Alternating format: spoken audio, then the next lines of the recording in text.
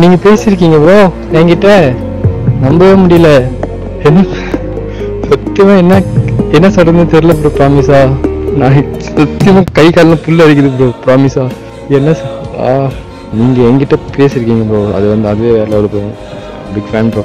சத்தியமா சொல்றேன். First Facebook Insta திறந்தாலும் உங்க வீடியோ ப்ரோ ஃபர்ஸ்ட் வரும். உங்களை பார்த்தாலே போதும் ப்ரோ. எங்க அண்ணன் வீட்டுக்கு வந்த மாதிரி ப்ரோ. சத்தியமா சொல்றேன். நீங்க எப்படி நினைக்கிறீங்கன்னு தெரியல.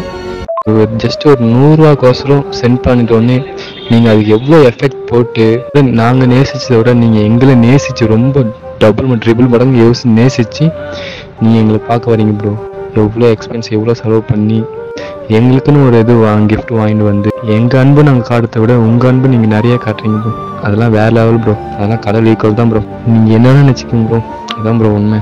ப்ராமிஸா எனக்கு சத்தியமாக இன்னமும் என்னால் நம்பவே முடியல ப்ரோ. நீங்கள் மெசேஜ் பண்ணீங்க அப்படி சொல்லிட்டு. ஏன்னா நிறைய பேர் வெயிட் பண்ணிட்டு இருக்காங்க ப்ரோ.